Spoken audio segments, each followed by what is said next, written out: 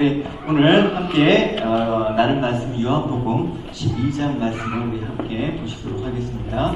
요한복음 12장입니다. 우리 같이 교독하기로 하겠습니다. 1절부터 8절입니다.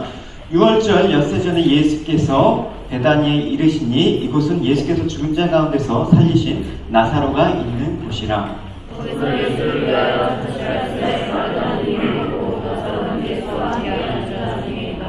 마리아는 지극히 비싼 향유 곧 순전한 나다 한 근을 가져다가 예수의 발에 붓고 자기 머리털로 그의 발을 씻으니 향유 냄새가 집에 가득하더라.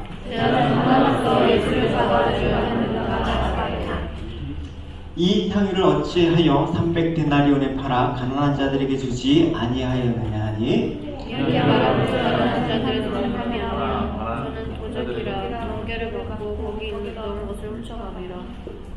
예수께서 가라사대 저를 가만히 두어 나의 장사를 위하여 이를 두게 하라.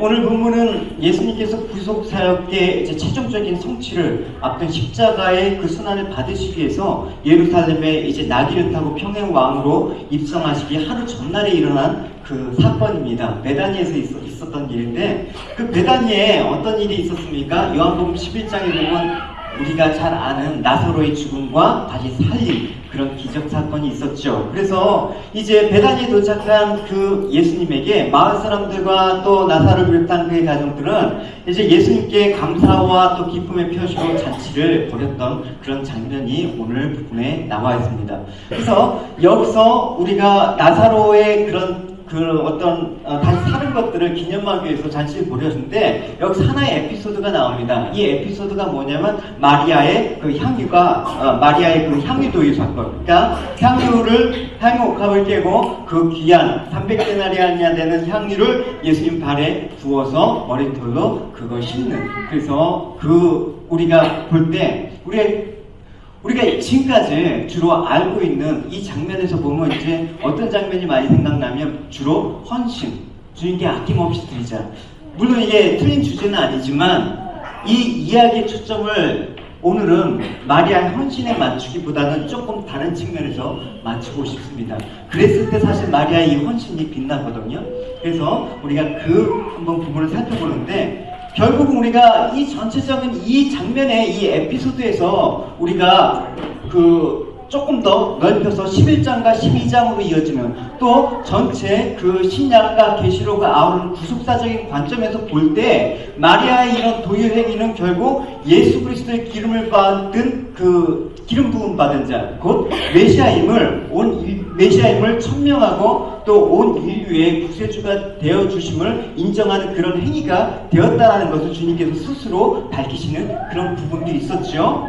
그래서 이제 나아가 엿새 후에 벌어지게 될 주님의 십자가 대속 순환의 죽음과 장례를 예비하는 행위라는 점에서 이 마리아의 향유도유 사건은 참 귀한 구속사적인 가치가 있는 일입니다.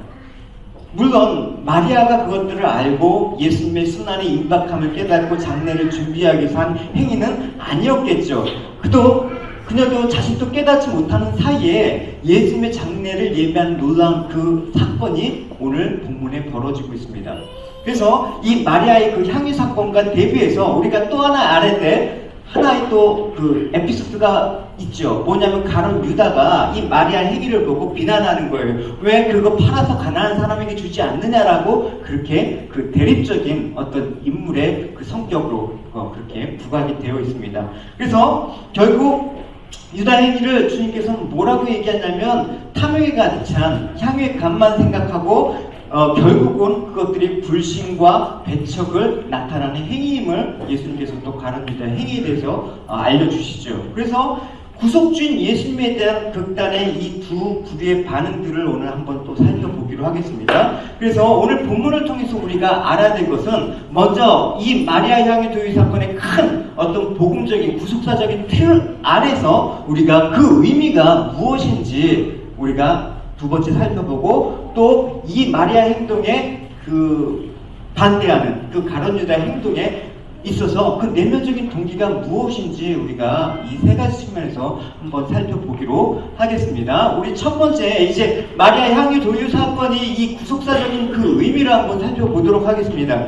오늘 본문의 이야기는 사실은 12장 오늘 1절부터 8절까지 딱 띄면 안 되고 11장과 이어지는 연장성산에서 그 맥락을 파악해야 되고 또 이후에 9절 이후에 예수님께서 이제 나귀를 타고 승리에 입성을 하시는 그 장면까지 이어지는 그런 아주 브리지 역할을 하는 아주 중요한 에피소드라고 할 수가 있는 것입니다. 그래서 11장에 나사로를 살실 때 이야기가 계속 이어지는데 특별히 11장 25절 26절에서 주님께서 뭐라고 했습니까? 나는 부활이요 생명이 나를 믿는 자는 죽어도 살겠고 무릇 살아서 나를 믿는 자는 영원히 죽지 아니할 것이다 라는 그 말씀을 선포하시지 않습니까? 이 사실적 증거의 내용이 바로 12장에 펼쳐지고 있습니다. 그래서 오늘 예수님께서 나사로를 살리신 이후에 이제 다른 곳으로 잠깐 가셨다가 다시 6월절 엿새 전에 나사로가 있는 그 베다니에 오십니다. 그곳에서 이제 잔치가 벌어지죠. 이제 내용을 들어가 봅시다. 우리 1절과 2절을 같이 한번 살펴보도록 하겠습니다. 시작. 6월절 엿새 전에 예수께서 베다니에 이르시니 이곳은 예수께서 죽은 자 가운데서 살리신 나사로에 있는 곳이라. 거기서 예수를 위하여 잔치할새 마르다는 이를 두고 나사로는 예수와 함께 앉은 자 중이었더라. 여기 보면 마리아, 또 마르다, 그 자매가 나오고 나사로가 나오죠. 그래서 이 가정은 무엇보다도 예수님께 감사하면서 베푸신 그 은혜를 생각하면서 잔치를 베풀었던 것 같습니다. 근데 이 가운데 이제 마르다는 음식을 준비하는데 이제 분주하고 또 나사로는 잔치 주관자로서 주님과 제자 이란과 함께 주님과 함께 식탁에 앉아서 식사를 하고 있습니다. 따라서 이처럼 귀한 손님을 맞아서 막 담소를 하고 즐거운 표정으로 식사를 하고 있는 이 나사로의 모습은 당시 그 잔치를 베푸는 일반적인 여느 잔치의 풍경과 다를 바가 없습니다. 하지만 여러분 우리가 11장의 내용을 보면 단순히 이게 잔치의 그런 어떤 즐거움만 표현하는 게 아니라는 것을 여러분 묵상을 통해서 이미 아실 것입니다.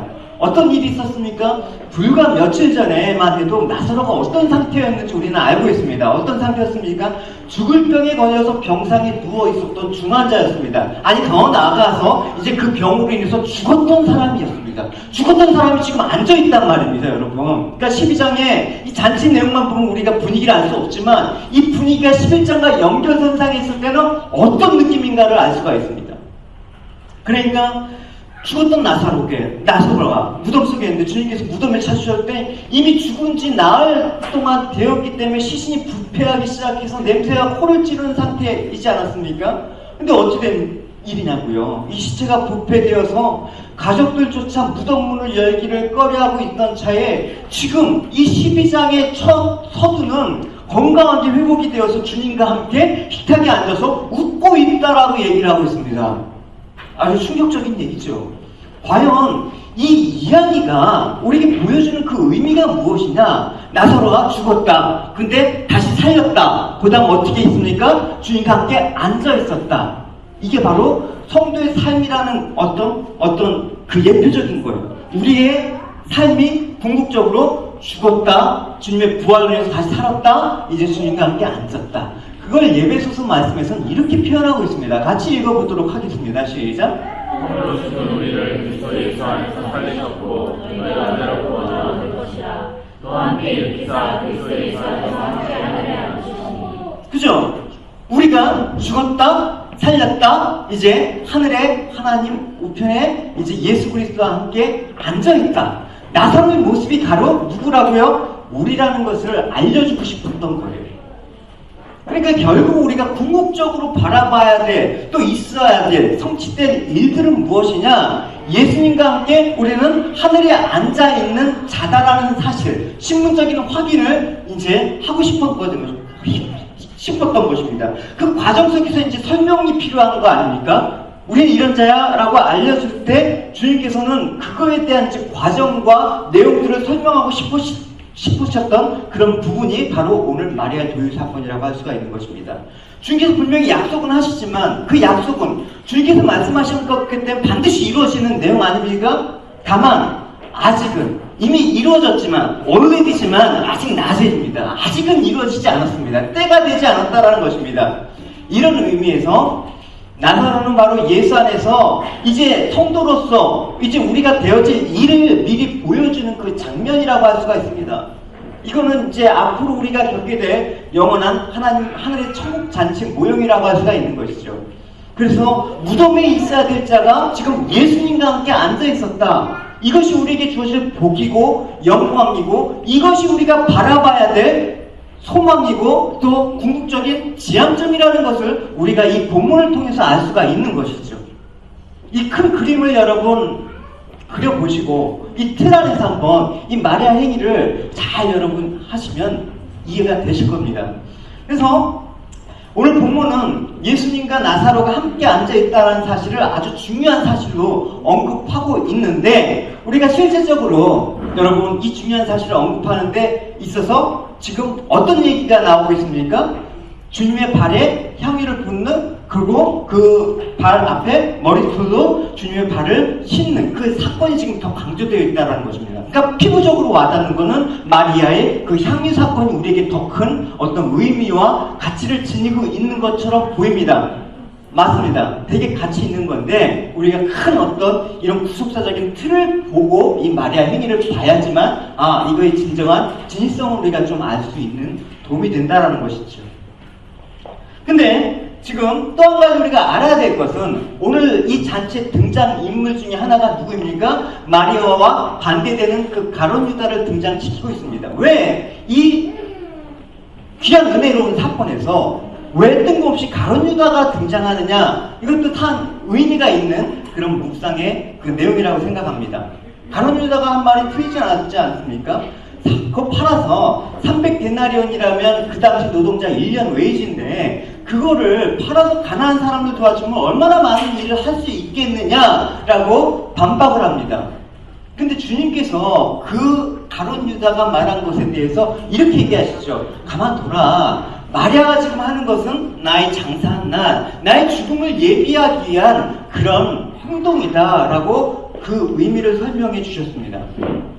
그러니까 오늘 이 본문 구절과 이 본문은 이제 마태복음과 마가복음 또 누가복음에도 언급이 되는데 이제 마태와 마가복음은 이 지금 본문의 에피소드랑 정확하게 같은 얘기고 누가복음은 조금 같은 얘기인지 아닌지 논란이 있는 부분인데 어쨌든 연관이 되어 있으니까 이따 한번 살펴보기로 하고요. 이 병행 구절인 마태복음은 이렇게 얘기하고 있습니다. 이제 내 장사를 위함이다. 13절에 더 붙여서 부연 설명이 하고 있죠. 내가 진실로 너에게 이르노니 온 천하에 어디서든지 이 복음이 전파되는 곳에는 이 여자가 행한 일도 이제 같이 복음과 함께 기념이 되리라 이렇게 얘기하고 있단 말입니다. 물론 마가복음에서도 아주 동일한 구조로 또 똑같은 설명으로 반복해서 설명하고 있다는 것을 알 수가 있습니다.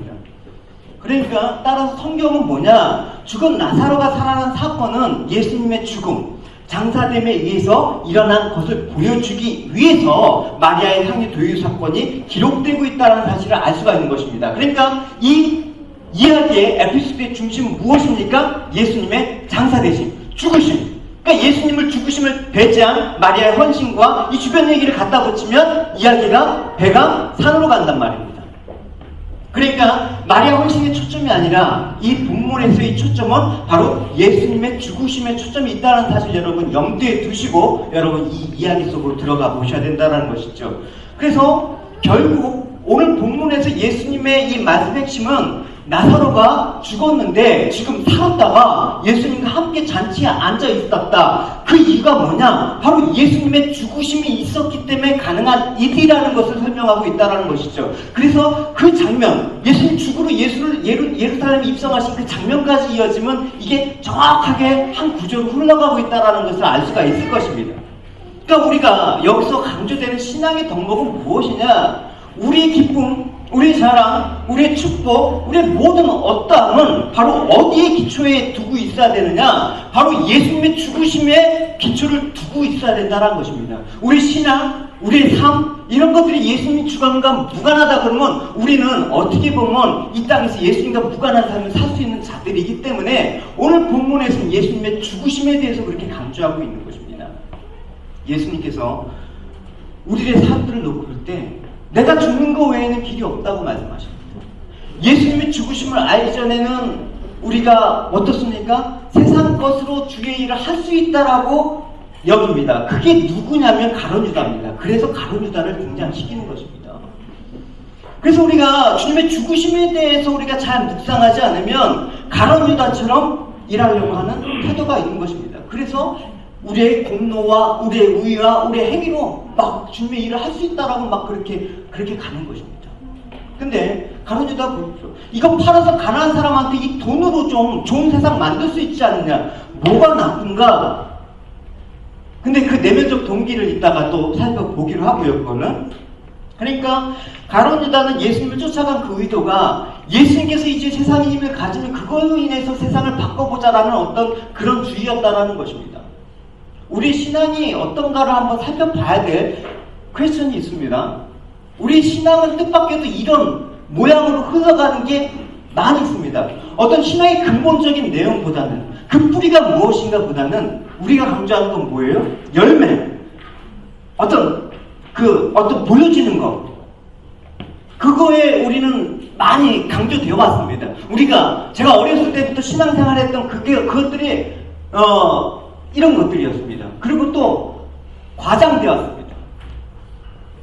그래서 우리가 십자가와 예수 그리스도의 죽음으로 이어지는 이 자리는 언제나 뭐가 전제가 되어 있었다? 우리가 죽어야지만 전제가 되어진다는 것입니다. 그래야지 복음에 정말 참다운 가치와 의미를 우리가 깨닫고 주님이 가신 그 길을 따라서 죽고 살고 다시 주님과 함께 영원한 그 천국잔치에서 이제 기쁨을 누리게 된다. 이게 성경이 말하는 거 아닙니까? 이걸 놓치면 다 배가 사는 것입니다. 그걸 위해서 우리가 해야 되는 건 무엇입니까? 내가 죽어야 된다는 사실에서 전제가 돼야 된다는 것은 제가 100번도 더 얘기했을 거예요. 나의 죄와 내가 죄인이라는 자각이 있어야 된다는 것입니다. 이것이 마리아가 향유를 발에 붓고 머리털로 닦는 모습에서 정확하게 일치되는 것입니다. 마리아의 모습에서 이걸 못 찾은다 그러면 우리는 그 마리아처럼 너희들도 갖다 바쳐 이걸로 여러분 많이 이용할 수가 있는 거예요. 누가복음 말씀을 여러분 한번 참조해 보시죠. 이게 정확하게 마리아의 그런 마태복음 아까 서두에서 마가복음은 정확하게 지금 오늘 요한복음의 이야기가 같은데 이야기는 정확히 같은지 아닌지는 잘 모르겠습니다. 왜냐하면 논란이 이 여자가 마리아인지 아닌지 논란이 많기 때문에 일단 접어두고 어쨌든 관련이 되어 있는 내용이니까 우리 같이 봅시다. 제가 할게요. 여자가 돌아보면 시몬에게 이르되 이 여자를 보느냐? 내가 내 집에 들어올 때 너는 내게 발을 씻을 물도 주지 아니하였고 이 여자는 눈물로 내 발을 적시고 그 머리털로 씻었으며 너는 내게 입맞추지 아니하였대. 저는 내가 들어올 때부터 내 발에 입맞추기를 그치지 아니하였고 너는 내 발에 감람유도 붓지 아니하는데 저는 향유를 내 발에 부었느니라. 이러므로 내가 내게 말하노니 저의 많은 죄가 사해졌도다. 이는 저가 사랑함이 많음이라. 사함을 받은 일이 적은 자는 적게 사랑하느니라. 이 여자에게 이르시되 내 죄사함을 얻었느니라. 향유를 부으니까 네 죄사함을 얻었다라고 말씀하시지 않았습니까? 그러니까 이 마리아의 그 향유 도유 사건은 마리아가 자기 자신에 대해서 어떻게 인식하고 있느냐, 어떻게 인식해야 되느냐를 우리에게 정확하게 보여주는 것이라고 할 수가 있습니다. 무엇이라고요? 나의 죄와 죄인됨을 자각하면서 예수님의 죽음과 연합했을 때, 주님의 죽으심과 연합했을 때 우리가 사는 경험을 할 수 있다는 것입니다. 우리는 본성적으로 죄인이란 말을 참 싫어합니다. 너 죄인이냐? 죄라고 하면 거부감을 느끼는 게 역시 우리의 본성이죠. 그러나 우리에게는 예수님의 죽음과 연합해서 다른 무엇으로도 고칠 수 없는 게 또 사실입니다. 예수님께서 우리를 고쳐서 그런 대로 쓸 수 있는 가능성으로 우리를 여겼던 그런 분이시라면 공생애 때 이미 많은 시도를 했을 것입니다. 그러나 예수님께서도 공생애 시절에 그 제자들을 고칠 수 없었다는 사실 여러분 기억하셔야 되는 것입니다. 이거는 우리를 고쳐서 쓰는 게 아니라 우리를 죽여서 없애는 방법밖에 없습니다. 죄를 이기기 위해서는 죄에 대해서 죽는 방법이 없기 때문에 예수님께서는 그 죄에 대해서 죽음이라는 것을 선택을 하시고 그 길을 갔던 것입니다. 그와 같이 너희들도 이 죄에 대해서 죽지 않으면 결국은 죄에 대해서, 사망에 대해서 우리가 이길 수 있는 방법이 없다라는 걸 제시하고 있는 것입니다. 이게 여러분 성경에서 말하고 있는 바죠. 그러니까 주님께서는 우리 옛사람을 죽이고 거기에 새 사람을 지어야 된다고 말씀하셨습니다. 이걸 우리가 중생이라고도 하고 거듭남이라고도 얘기하죠. 죽음 외에는 뛰어넘을 방법이 없는 것입니다. 근데 우리는 어떤 유혹을 받냐면 항상 내가 갖고 있는 것을 어떻게 하면 쓸까? 내가 갖고 있는 것 중에서 어느 부분을 갖고 주님께 영광을 돌릴까? 이거는 나중 문제죠. 그래서 이것부터 앞서면 우리는 항상 우리의 의와 우리의 공로 행위를 갖고 구원을 받는다라고 그렇게 여겨진단 말입니다. 그래서 오늘 우리가 주님의 죽으심의 이유를 잘 모르면 가룟유다처럼 된다라고 알려주시기 위해서 이 구주의 가룟유다가 싹 등장하는 것입니다. 돈 모아서 돈으로 힘으로 이 세상을 바꿔보자라는 게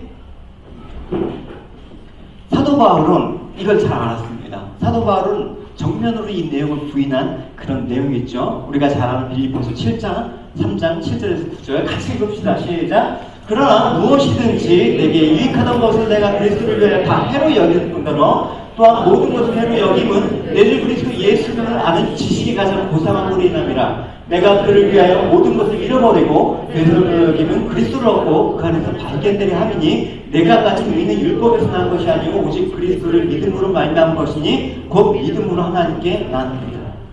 자기가 가지고 있던 게 주님을 위해서 뭔가 하고 했다라는 게 다 쓸모없었더라. 아니 쓸모없는 정도가 아니라 그게 오히려 해가 되었더라라고 고백을 하고 있습니다. 근데 우리는 내가 가진 걸로 주님께 뭘 할 수 있다라고 그렇게 자신있게 나가죠. 그것부터 우리가 깨져야 되지 않습니까? 그래서 예수님을 우리가 인생의 유일한 소망과 희망으로 삼고 있는 사람이라면 우리 운명은 결국 무덤에 있는 그런 자다라는 인식, 죽을 수밖에 없다라는 그 인식. 그래서 무덤에 있는 우리 죽음에서 우리를 일으키시기 위해서 오신 분은 바로 예수님이다라는 것. 그래서 죽음을 피할 수 있는, 죽음을 극복할 수 있는 이런 운명적인 우리의 그런 신분을 바꾸신 분, 그게 예수님이라고 안다 그러면 이제 예수님은 어떤 분이시다? 나의 유일한 소망, 나의 유일한 기쁨, 나의 유일한 내 전부가 됐다라는 것입니다. 그러니까 우리가 우리 운명과 우리 마지막을 염두에 두고 있는 사람들이라면 이 모든 것들을 예수님께서 이루신 것이라면 예수님보다 더 귀한 존재는 없다는 것입니다. 그래서 주 예수보다 더 귀한 것은 없네라는 그 찬양이 나온 것이죠. 그러니까 그런 예수님을 만났을 때 그때는 이제 내가 뭘 드려도 아깝지 않은 거예요. 내 생명, 내 가진 전 재산, 나의 젊음, 나의 어떤 재능, 은사 뭘 드려도 아깝지 않아요. 왜? 주님이 가장 귀하기 때문에. 가장 귀한 것을 위해서 여러분 우리는 투자하지 않습니까? 세상에서도. 여러분 어떤 걸 위해서 투자하십니까? 이런 큰 틀을 가지고 우리가 이제 마리아가 직접 이 구조 속에서 이제 마리아를 언급하신 그 의미를 이제 하나하나 우리 살펴보도록 하겠습니다. 이제 주님을 위해서 마리아가 행한 일들을 기록하고 있는 3절을 한번 보시겠습니다. 시작. 마리아는 지금 기사를 조선하다가 눈을 가져다가 예수의 발을 묻고 자기 머리털로 그의 발을 씻으니 향 냄새가 집에서 가득하더라. 네, 지극히 비싼 향유라고 얘기했습니다. 주님의 발에 부었다고 했는데 이 향유가 300데나리온, 그 당시 노동자 1년 월급이라고 얘기를 하고 있습니다. 이런 비싼 향유를 아낌없이 주님의 발에 부었다는 사실로 모아서도 마리아가 지금 얼마나 주님을 향한 감사와 또 사랑이 넘치는지 우리는 엿볼 수가 있죠. 근데 만약에 마리아 행동이 여기서 끝났다 그러면 감동은 그다지 크지 않았을 것입니다. 왜냐하면 그게 그 향유가 비싼 것이기 때문에 사실 아무나 할 수 있는 건 아니지만 주님께 대한 약간의 열정과 돈만 있으면 다른 사람도 할 수 있는 것입니다.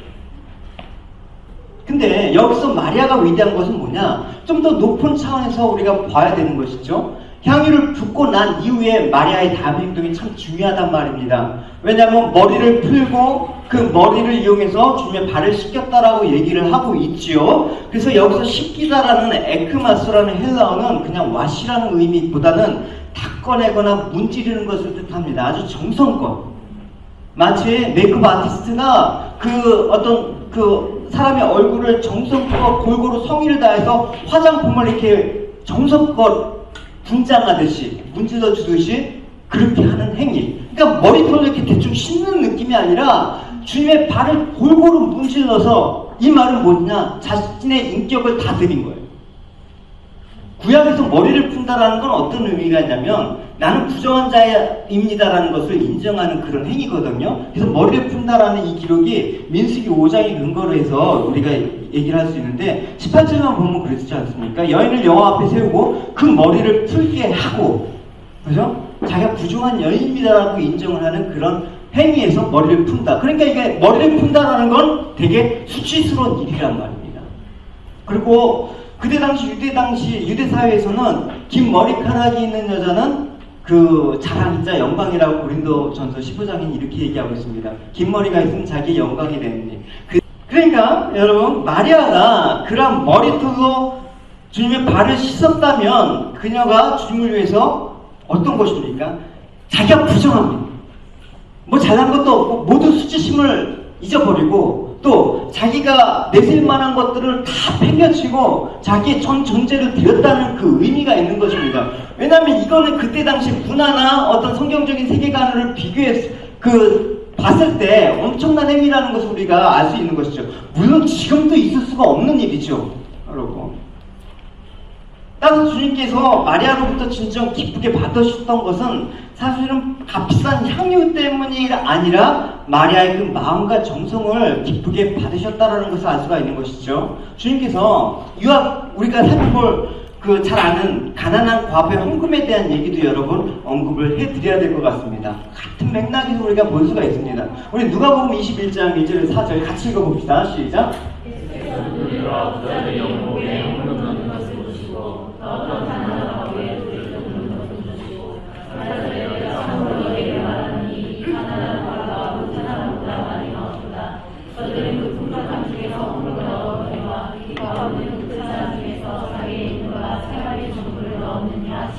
예, 여기서 어떤 게 여러분 눈에 들어옵니까? 정부. 그죠? 정부. 물론 절대적인 어떤 양이나 가치에 있어서 평가하는 게 아니죠. 주님께서는 부자에게는 정말 있으나 마나한 그 헌금, 과부에게서는 근데 그게 전부였거든요. 생명과 같은 거였거든요. 그래서 그 헌금의 가치를 절대적인 양으로 평가하지 않습니다. 주님은 우리를 평가하실 때 절대적인 양으로 평가하지 않습니다. 누가 더 많이 내고 적게 내고 또 누가 많이 봉사하고 누가 적게 봉사하고, 그러나 그 마음을 보신다는 것이죠. 그 바치는 자의 마음을 기준해서 주님께서는 평가하신다는 것입니다. 그래서 주님은 자신의 모든 재산을 드린 그 과부를 칭찬하신 것입니다. 그게 자신의 생명과도 같은 거였습니다. 그러니까 여러분, 우리가 구약의 제사를 우리가 배웠지 않습니까? 구약의 제사에서 가장 중요한 그 제물이라는 그 의미, 제사의 의미에서 우리가 상징적으로 번제를 살펴본다 그러면 뭐였습니까? 그 제물이라는 결국 누구였습니까? 나입니다. 나의 죄가 짐승에게 전가가 되어서 그 제물이 이제 나의 죄를 안고 불에 타서 하나님께 연락됨으로써 내 죄가 용서받는 것이다. 이게 예수님의 그 표본이 된 그런 제사의 그런 내용 아닙니까? 한번 번제물을 여러분 한번 번제에 대해서 우리 같이 살펴보도록 하겠습니다. 제가 4절까지 읽겠습니다. 이스라엘 자손에게 구하여 이르라. 너희 중에 누구든지 여호와께 예물을 드리거든 팬축 중에서 소나 양으로 예물을 드릴지라. 그 예물이 소의 번제며 흠없는 숫것으로 회막에서 여호와 앞에 연락되시도록 드릴지니라. 그가 번제물의 머리에 안수하지니 그리하면 연락되어 그를 위하여 속죄가 될 것이라.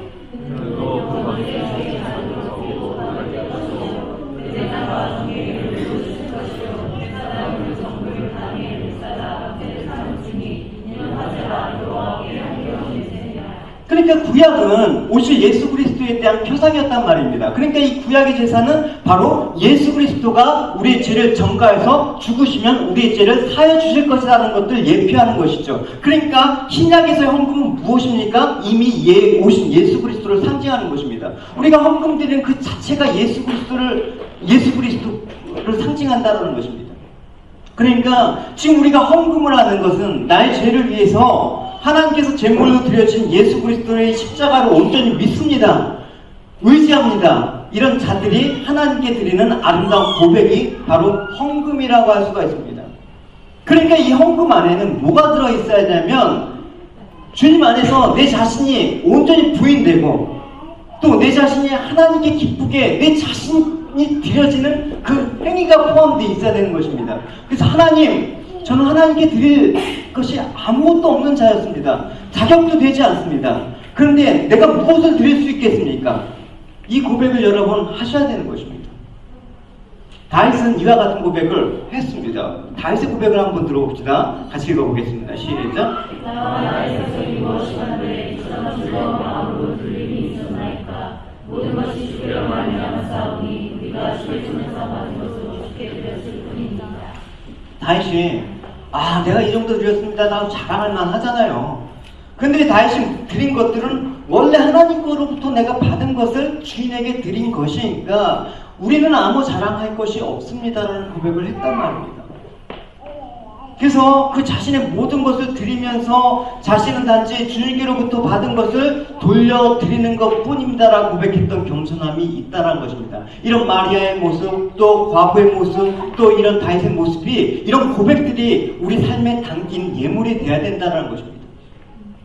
이 고백은 하나님에 대한 은혜를 얼마나 잘 인식하고 있는지 보여주는 것입니다. 우리 역시 이런 고백이 있기를 축원합니다. 할렐루야. 이 땅에 우리가 누리고 있는 모든 것들은 다 하나님께로부터 온 것입니다. 심지어는 나의 사랑하는 가족, 내 아내, 남편, 내 자녀, 이것도 내 의지로 얻은 게 아니라 하나님께서 우리에게 허락하신 사람들이란 말입니다. 그러니까 소중한 것이죠.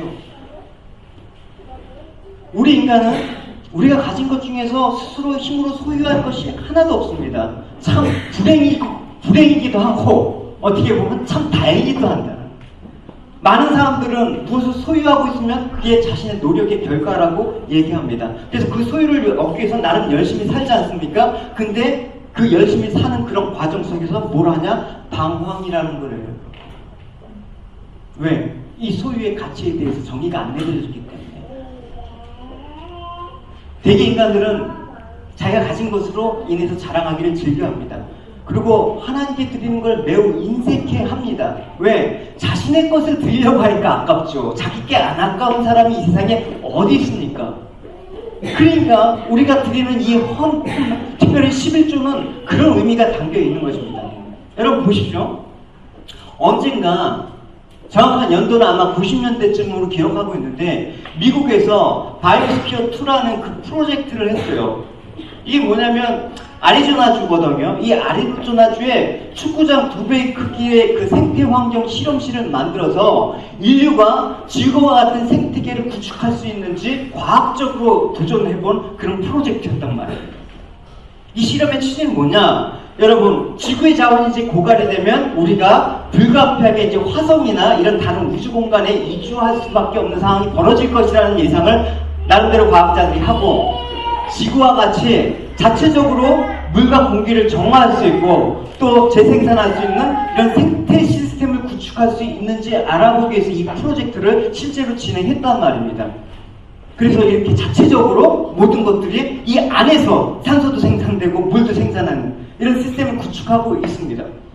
근데 이 결과가 어떻게 됐겠습니까? 처음에 이렇게 거창한 목표를 하고 있는데 결과는 어떻게 되냐? 참담한 실패로 끝났습니다. 왜? 원인을 알 수 없는 이런 요인들을 통제할 수가 없는 거예요. 갑자기 공기와 물이 막 썩어 들어가고, 또 어떤 생물체들은 갑자기 멸종이 되고, 또 어떤 생물은 갑자기 무한대로 증식해갖고 이 공간이 죽음의 공간으로 바뀌었다라는 거예요. 그러니까 그 당시 이 프로젝트에 참석하고 있었던 전 세계에서 내노라는 이 과학자들이 이제 한계를 느낀 거예요.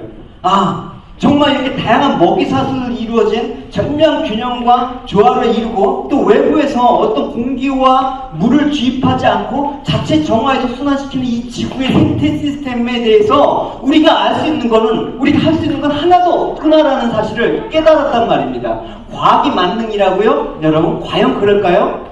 과학이 우리한테 우리 생명을 위해서 연장할 수 있는 거는 아무것도 없습니다. 단 한숨의 물과 공기도 못 만들어낸 게 과학의 현 주소라는 거예요. 근데 그걸 가지고 우리는 감히 신의 영역에 도전하지 않습니까? 여러분 어떤 생각을 하십니까? 그토록 과학 문명을 자랑하는 인류의 모습이라면 현재 우리가 이 땅에서 누리고 있는 이 모든 혜택은 어디서 나온 거란 말입니까? 우리는 알 수도 없고 모방할 수도 없고 이런 신비한 환경 속에서 하루하루 사는 거예요, 여러분. 오늘 사는 게 주님의 은혜 없으면 우리는 살 수가 없는 것입니다. 우리가 누리는 이 모든 혜택을 허락하신 하나님께 감사하고 하나님밖에 자랑할 수 없음을 곰손히 고백하지 않으면 안 되는 것입니다. 그래서 우리의 자랑은 이 땅에서 뭔가 해갖고 나의 어떠함을 자랑하는 게 여러분 삶의 목표가 된다 그러면 바꿔보십시오. 아니, 바꾸셔야 됩니다. 나는 오직 하나님 외 예수 그리스도의 십자가 외밖에는 자랑할 게 없어라는 그 고백이 사도 바울의 고백 아닙니까? 갈라디아서 6장 14절을 같이 읽어봅시다. 시작.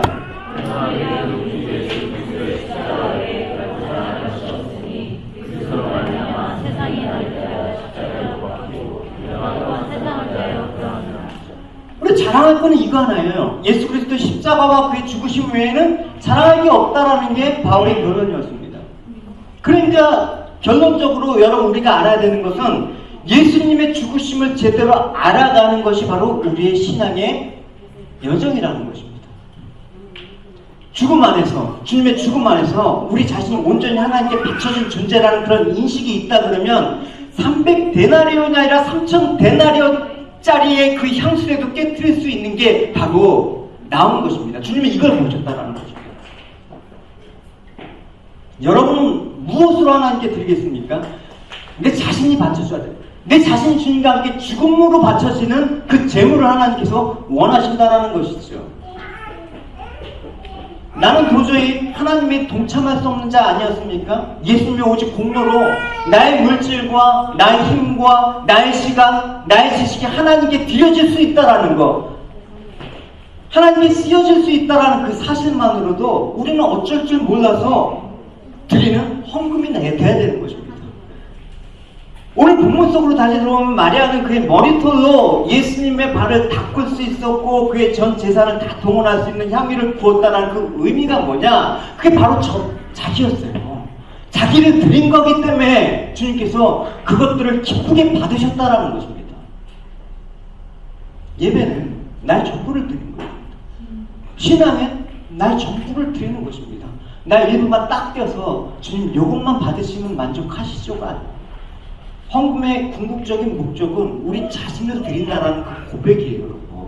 그래서 제가 헌금하라고 얘기하지 다른 의미는 없어요, 여러분. 그래서 로마서 12장에 이렇게 얘기하고 같이 읽어봅시다. 시작. 그러므로 형제들아, 내가 하나님의 모든 자비하심으로 너희를 권하노니 너희 몸을 하나님이 기뻐하시는 거룩한 산 제사로 드리라. 이는 너희들의 영적 예배니라. 너희 몸을 다 드려. 뭐랍니까? 마리아가 머리털로 드린 것처럼 너의 이 모든 인격, 너가 정말 이 세상에서 너가 소중하다라고 생각했던 가치가 있다 그러면 그것도 주님의 것이라고 인정하면서 드려. 이게 예배야 라고 얘기를 합니다. 우린 이 예배를 지금 드리고 있습니다. 우리 삶이 전 영역이, 우리 중심이 주님께 온전히 드려져서 주님 받아 기뻐하시는 그런 예배, 그런 헌금, 그런 삶이 여러분이 되시게 되길 축원합니다. 그런데 마지막으로 살펴볼 내용은 그렇습니다. 마리아 행동에 대해서 이제 가룟 유다, 아까 가룟 유다가 왜 등장하는지 잠깐 언급해 드렸죠. 이제 가룟 유다에 대해서 우리 살펴봅시다. 이제 5절을 같이 읽어봅시다. 시작.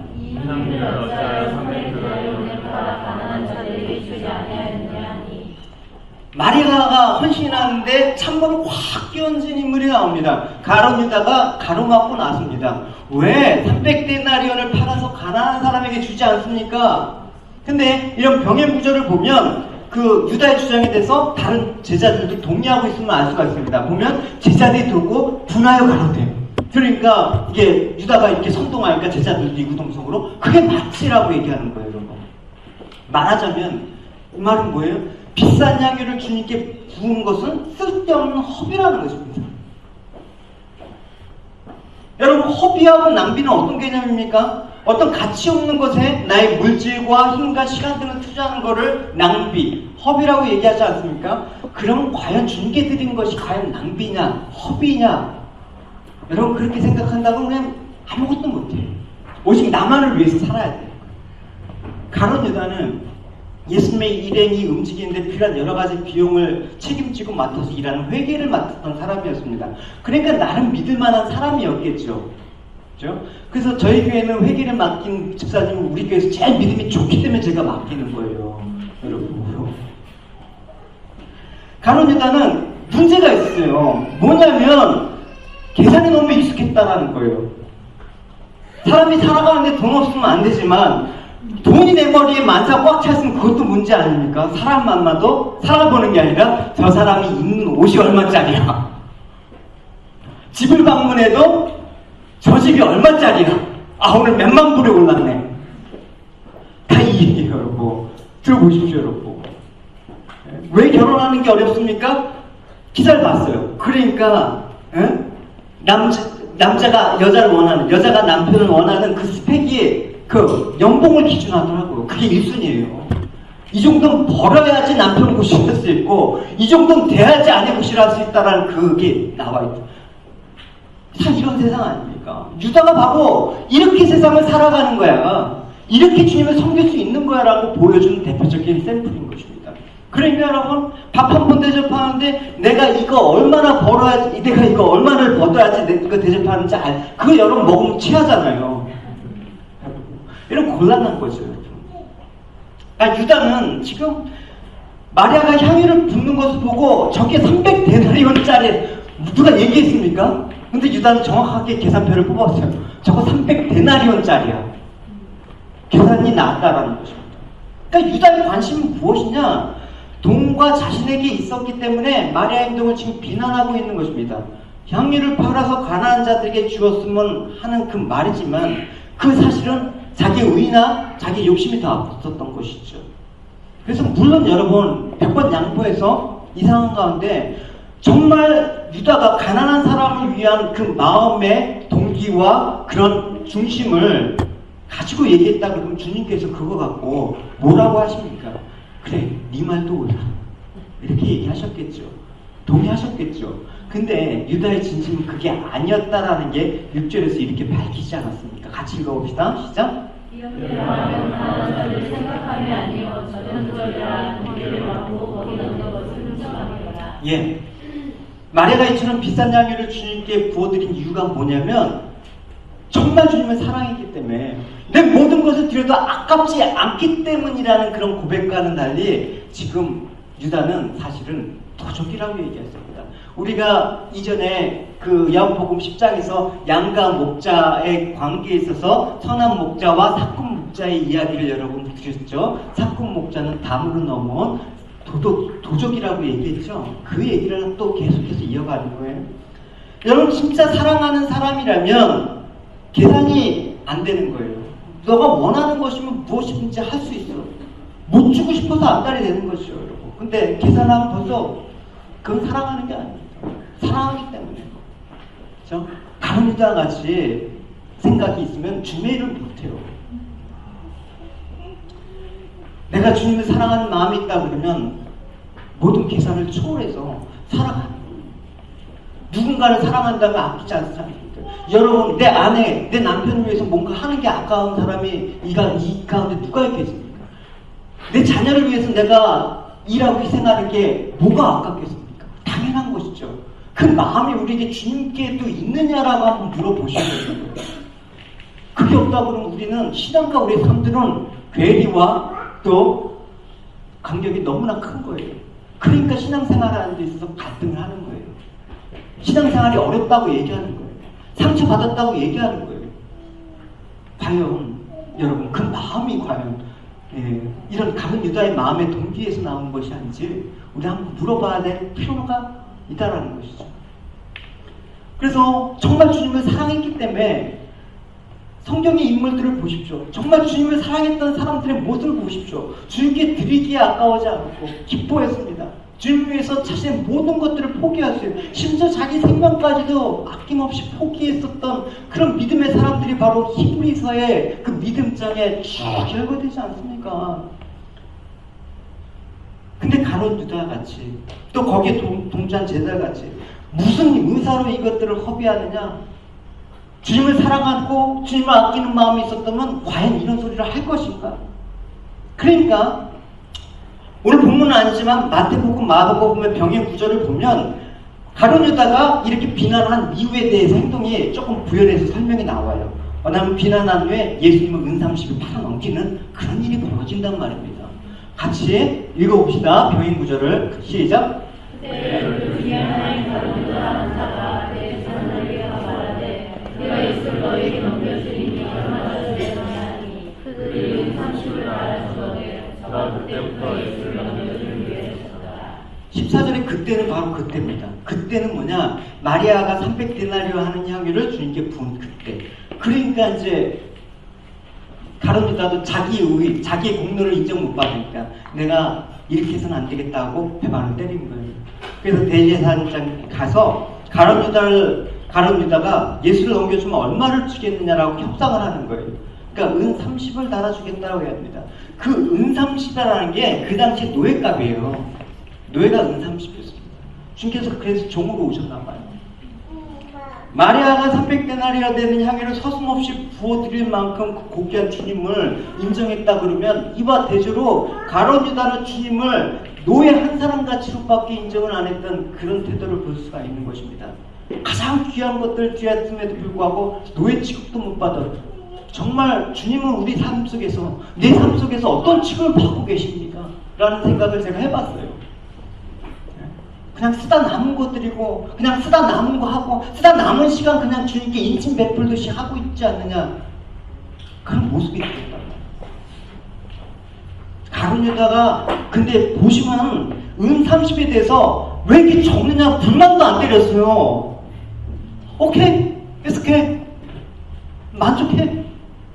그러니까 가룟 유다는 믿음의 사람으로서도 실패한 사람이지만 사실은 장사꾼으로도 불합격이에요.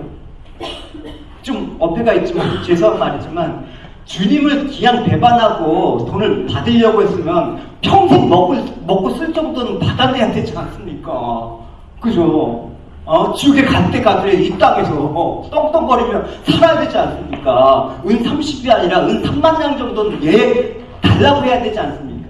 은 30데나리, 은 30은 뭐냐면 그 당시에 노동자 3, 4개월 월급밖에 안 돼요. 그거 보고 배신했던 그 가룟 유다에 보면 정말 바보 같아요. 주님 배신하려면 여러분 확실하게 배신 때려갖고 세상에서 떵떵거리면서 살으셔야 됩니다.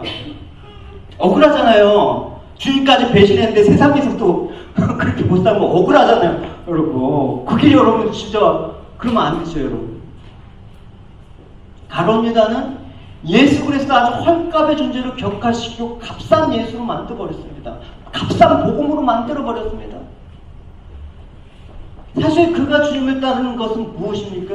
물질적이고 세속적인 행복에 대한 기대였습니다. 그러니까 오직 주님이 유대의 왕이 되시면 자기도 높은 자리에 앉아서 한몫 잡아보려고 예수님을 쫓았던 것입니다. 그런 두 마음을 품고 있는 가룟 유다의 배신은 필연적입니다. 두 마음을 품으면, 세상과 주님과 두 마음을 품으면 우리는 반드시 주님께 가지 않고 배신하는 쪽으로 간다는 것을 명심해야 되는 것입니다. 그래서 주님께서 말씀하셨죠. 하나님과 세상, 하나님과 재물 겸허히 섬길 수 없다라고 얘기하신 거예요. 우리 마태복음 6장 24절 같이 읽읍시다. 시작. 한 사람이 주를 섬기지 못할 것이니 고기를 미워하며 저를 사랑하거나 고기를 중요하며 저를 영여하리라. 너희 하나님과 재물을 겸하여 섬기지 못하느니라. 이 두 가지가 있으면 우리는 어느 쪽으로 갑니까? 하나님 쪽으로 선택하지 않고 대부분 세상 쪽으로, 하나님을 배신하는 쪽으로 간다는 것입니다. 두주연이 선교할 때 당장 우리에게 눈으로 도가는 거, 피부로 느끼는 현실은 세상의 만족이 더 크기 때문에 그렇죠. 영적인 고상한 게 아니라 진짜 피부적으로 와닿는 그쪽으로 간다라는 것입니다. 요한 1서 2장을 봅시다. 시작. 이 세상이나 세상에 있는 것을 사랑하지 말라. 누구든지 세상을 사랑하면 아버지의 사랑이 그 속에 있지 아니하니 이는 세상에 있는 모든 것이 육신의 정욕과 안목의 정욕과 기생의 자랑이니 다 아버지께로 쫓아온 것이 아니요 세상으로 쫓아온 것이라. 이 세상도 그 정욕이 지나가되 오직 하나님의 뜻을 행하는 이는 영원히. 우리는 어떻습니까? 우리는 복음을 알고 있다고 하면서 예수님 믿는다고 하면서 지금 마리아와 대조적으로 등장하는 가룟 유다 같은 그 사고 방식과 행동으로 이 세상 것을 목적으로 삼아 예수님을 이용하려는 하는 그런 가룟 유다 같은 사람이 아닌지 제가 묵상을 하면서 제 스스로가 물어봤어요.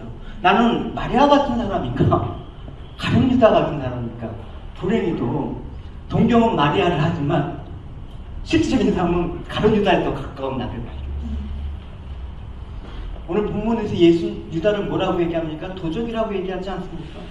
이 땅의 모든 것들에 대해서 관심을 쏟고 예수를 이용해서 이익을 창출하는 도둑놈이 바로 이 시대의 가룟 유다들인 것입니다. 오늘도 우리는 이 세상의 어떤 물질과 안위와 행복과 성공이라는 그 목적하에 정신없이 살아가고 있습니다. 내 영혼이 지금 무슨 상태인지도 모르고 내 영혼은 무엇을 원하는지도 모르고 그냥 몸이 따라가는데 정신없이 살아가고 있는 게 우리의 모습이라는 거죠. 그래서 디모데전서는 이렇게 얘기하고 있죠. 마음이 부패하여지고 진리를 잃어버려 경건을 이익재료로 생각하는 사람들은 다툼이라는 거예요. 경건을 이익재료로 생각한대요. 종교가 타락하면 반드시 돈벌이 수단이 되는 거예요. 그에 마찬가지입니다.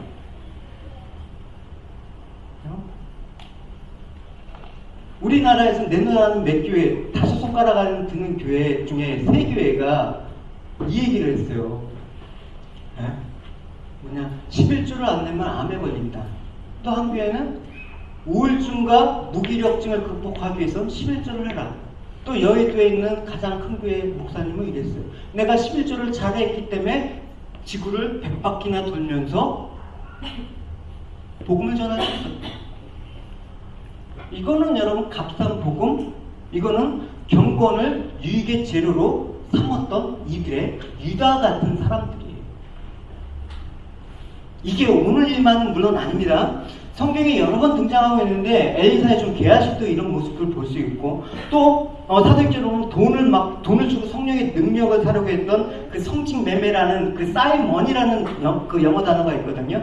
그 부끄러운 단어의 기원이 되었던 마스사 시몬의 이야기도 마찬가지입니다. 경건을 이익재료로 삼고자 했던 우상을 팔아 장사했던 은장세 데메드리오 이런 사람들이 다 이런 부류예요. 그때도 있었지만 교회는 이런 부류도 있다는 거죠. 여러분 이게 가룟 유다라는 것을 오늘 말씀해 주고 싶어요. 과연 우리 마음속에 오직 예수 그리스도만 주인 노릇하고 있습니까? 세상의 허영과 행복이라는 혹시 다른 주인은 없습니까? 그렇다 그러면 우리는 언제든지 제2의 제3의 가룟 유다가 될 수 있는 자들이라는 것을 여러분 인정을 할 수밖에 없습니다. 이 말씀을 여러분 잘 새기십시오. 골로새서 2장 6절에서 8절 같이 읽어봅시다. 시작. 그러므로 너희가 그리스도 예수를 주로 받았으니 그 안에서 행하되 그 안에 뿌리를 박으며 세움을 입어 교훈을 받은 대로 믿음에 굳게 서서 감사함으로 넘치게 하라. 누가 철학과 같은 속임수로 너희를 노력할까 주의하라. 이것이 사람의 유전과 세상의 추천 학문을 쫓으며 그리스도를 쫓으지 않다. 그리스도를 주님으로 부르는 것이 또 주님만 우리의 유일한 주인이라는 사실, 주님만이 나의 유일한 주인으로 섬기는 사람들이 바로 그리스도인. 세상은 어떻게 주님을 알까요? 그리스도인을 보고 그리스도를 아는 겁니다. 내가 그리스도인이 되지 않으면 세상은 그리스도를 알지 못할 겁니다. 여러분들의 내상들은 그래서 내게 아니라 주님 것이란 말이 나올 수밖에 없는 것입니다. 그래서 마리아 이 행위를 갖고 내가 복음이 증거되는 곳에 같이 이 행위가 증거되리라라고 말씀하신 것입니다. 내 삶이 그렇게 드려지길 원합니다. 이게 동기가 되어서 드려지는 것과 또 그냥 이 동기를 딱 빼놓고 마리아 헌신을 통하면 복을 받는다라는 것은 다른 얘기입니다. 만일 우리가 우상을 숭배하고 또 기만하면 가룟 유다처럼 그리스도를 배신할 수 있는 언제든지 마음이 있다라는 그 동기가 어디에 있는지 여러분 늘 여러분 경계에서 이 말씀을 잘 새기고 싶습니다. 그래서 우리 근본적인 질문은 무엇입니까? 여러분들이 신앙생활하면서 근본적으로 물어야 될 게 뭡니까? 내가 예수를 믿어서 무슨 이익을 얻을 것이냐가 여러분의 질문과 이유가 되면 안 되는 것입니다. 나의 근본적인 삶의 질문과 이유가 무엇이냐? 아까 뭐라고 얘기했습니까? 주님께서는 우리의 부활이요 생명이 되심을 확인하셔야 되는 것입니다. 이 확인하는 것들이 신앙생활에 있어서 반드시 중심이 돼야 되고 전부가 돼야 된다는 것입니다. 요한복음 6장 26절에서 29절 같이 읽어봅시다. 시작. 예수께서 대답하여 말하실 때 내가 진실로 진실로 너에게 이르노니 너희가 나를 찾는 것은 표적의 손가락이 아니요 떡을 먹고 배부른 손가락이로다. 썩은 양식을 위해서 일하지 말고 영생하도록 있는 양식을 위해서 하라. 이 양식은 인자가 너에게 주리니 인자나 아버지 하나님의 인치신 자니라. 저희가 묻되 우리가 어떻게 하여야 하나님의 일을 하오니까? 예수께서 대답하여 가라사대 하나님이 보내신 자를 믿는 것이 하나님의 일이다. 예수님은 어떻게 하나님의 일을 하셨다고요? 죽으심으로 일하셨다. 예수님이 죽으심으로 모든 일을 십자가상에서 다 이루었다라고 선언을 하신 것입니다. 그래서 예수님의 죽으심은 부족함이 없는 것입니다. 다 이루셨기 때문에 하나님의 진노를 다 드러내서 인간의 모습으로 십자가에 버림받는 그 모습을 주님께서 다 감당하셨기 때문에, 그리고 그 진노와 저주를 다 담당하시고 자기 백성을 대속해서 죽으셨기 때문에, 내가 죽어야 될 그 자리에 주님이 죽으셨기 때문에 주님의 죽으심은 나의 죽으심이 됩니다. 그렇기 때문에 주님께서 그 죽음을 이기고 부활하셨기 때문에 그 부활은 나의 부활입니다. 그게 나사로의 모습에서 오늘 증명이 되는 거죠. 그래서 주님의 죽으심에 동참한 그 마리아의 행위가 오늘 나오는 거죠. 그래서 오늘 우리의 모습을 보십시오. 참 죽지 않으려고 발버둥하는 우리들의 모습을 보십시오. 어떻게든 이 경쟁 사회에서 살아남고 어떻게든 성공이라는 단어를 쟁취하기 위해서 그렇게 주님도 배신한, 겨우 은 30에 배신한 가론 유사의 모습으로 살아가는 우리의 모습을 보십시오. 너무나 억울하지 않습니까? 우리 인생이 그 정도밖에 안 된다는 거. 억울해서도 그렇게 못 살겠어요. 성공하지 못하면 저주받은 거예요. 그 세상에도 교회는 한결같은 이교동성으로 지금 얘기하는 거예요. 능력을 발휘하라. 인간의 의지와 잠재력을 동원하라.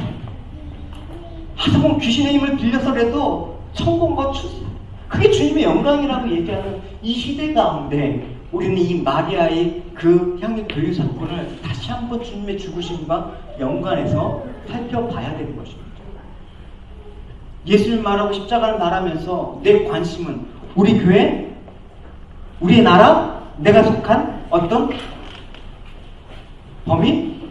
이게 나의 소유로 붙들려지면 교회는 타락하고 나라는 망하고 그렇게 되는 거예요, 여러분. 여기서 이 관점에서 우리는 벗어나야 되는 것입니다. 이 벗어나기 위해서는 뭐다?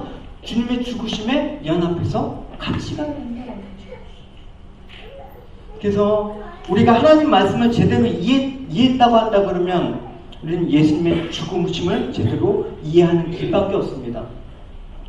말씀을 통해서 주님의 죽으심이 묵상될 때 그 죽음이 우리의 죽음이고 또 그 죽음으로 통해서 우리가 다시 살아날 수 있다라는, 또 하나님과 앉을 수 있다라는 그런 소망이 생기는 것입니다. 그 죽음은 내가 죄인임을 아는 것. 그래서 이 예수님의 죽으심을 우리가 모르면 신앙이라는 건 평생 내 겉모습 하나 추구하면서 그렇게 살아가는 거예요. 가로지다가 300데나리온이라면 가난한 자들 많이 도와줘서 좀 폼나게 이렇게 살 수 있을 텐데, 돈의 힘으로 무슨 선한 일을 할 수 있다라고 착각한 거예요.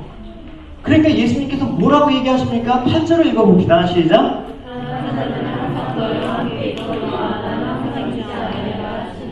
가난한 자들은 항상 너희와 함께 있다. 그때 도와주면 된다. 그러나 나는 항상 있는 게 아니라는 것이죠. 그래서 마리아가 한 일은 예수님의 죽으심을 알고 예수님의 죽으심을 준비한 거다. 이것이 바로 복음이다. 이것을 알게 된 사도 바울은 이렇게 얘기하고 있습니다. 같이 읽어봅시다. 시작. 그리스도에서 사랑하는 세례를 받은 우리는 그의 죽으심과 하여 세례를 받은 줄 알지 못하느뇨.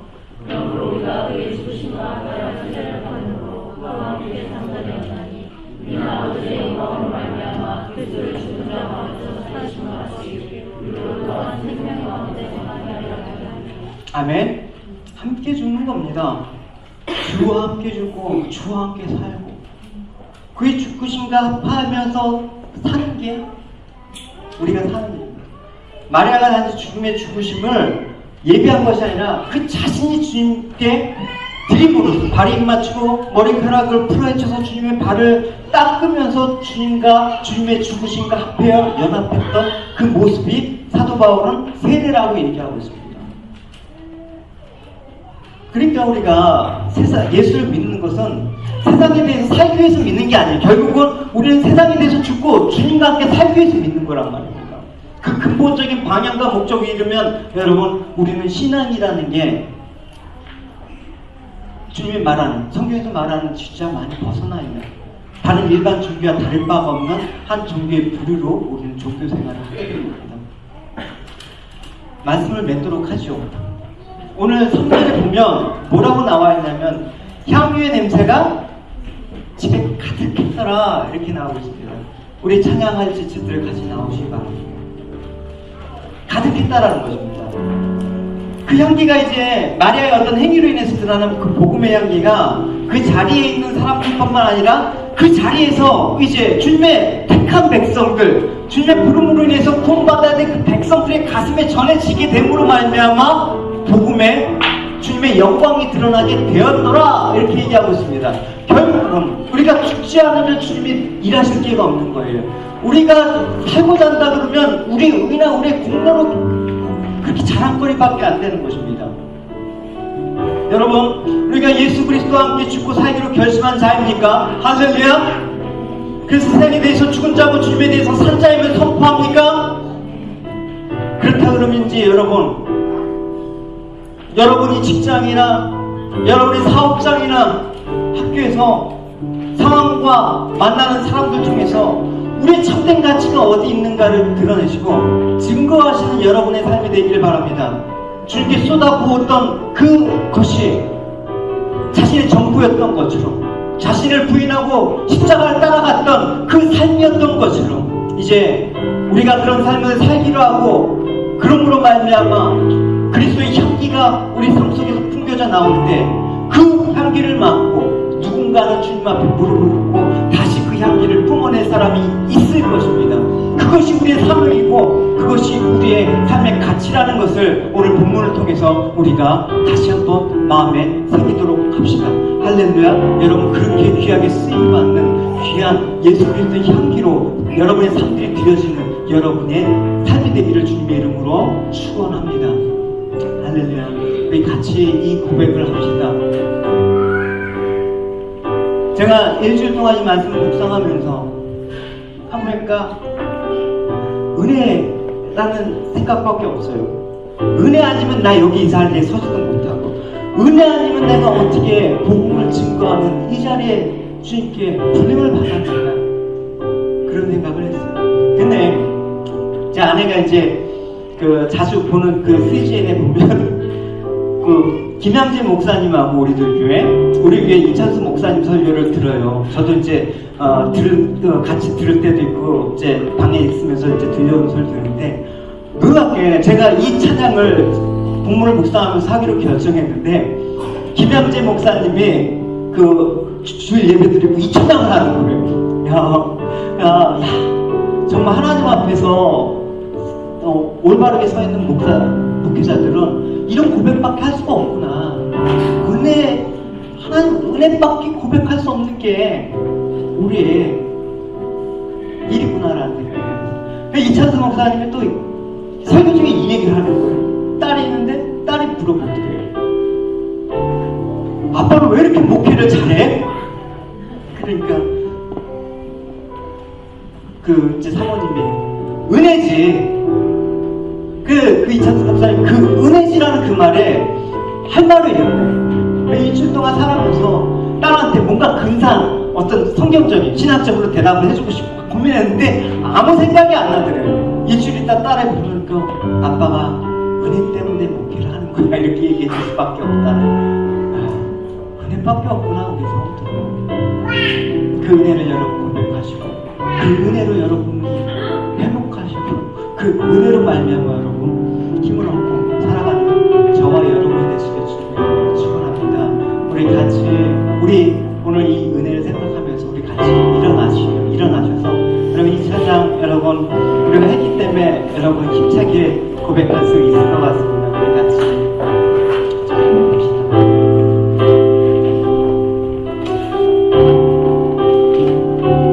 어둠 속에 매이던 내 영혼 갈 길 몰라 방황할 때에 주의 십자가 영광의 그 빛이 나를 향해 비추어 주셨네. 주 몸보다 더 큰 내 죄 그리스도의 피로 씻기어 완전한 사랑 주님의 은혜로 새 생명 주께 얻었네. 은혜 아니면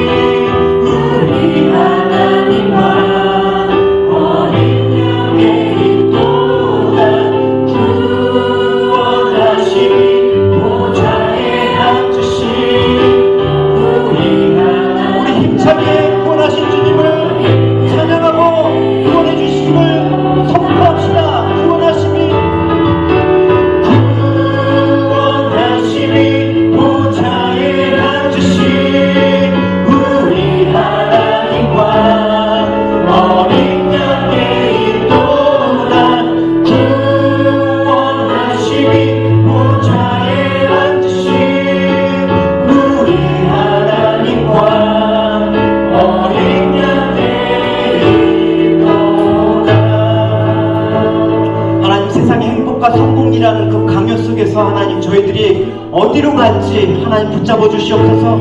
하나님 마리아가 향유옥합을 깨뜨려서 자신의 정부와 자신의 인격과 자신의 낮아짐을 통해서 주님과 연합하여 그 죽으심을 기렸듯이 하나님 우리 자신이 정부라고 여겼던 우리의 자아가 깨어지고 우리가 우리 소유라고 여겼던 우리 힘이라고 여겼던 자랑했던 그런 것들이 깨지고 그런 말미암아 우리가 죄인임을 알고 하나님 우리가 다시 한번 세상으로부터의 두려움이 깨어지고 세상으로부터의 고통이 깨어지고 하나님 주님이 정말 살아계셨을까라는 그 의심이 무너지고 그 주님 받았던 그 수치 세상의 어떤 암으로 인해서 드러나는 그 수치가 깨어지는 저희들 될 수 있도록 그래서 하나님 그 일이 예수님의 죽으심으로 말미암아 이루어진 것들이라고 깨달았다 그러면 이제 그 죽으심에 하나님 우리의 삶들을 소중하게 여기고 아버지 그 죽으심에 동참하는 말미암아 세상과 무엇과도 바꿀 수 없는 우리 삶의 가치와 방향이 아버지 주님을 따라서 가는 것임을 아버지 결정하고 선포하며 갈 수 있도록 도와주시옵소서.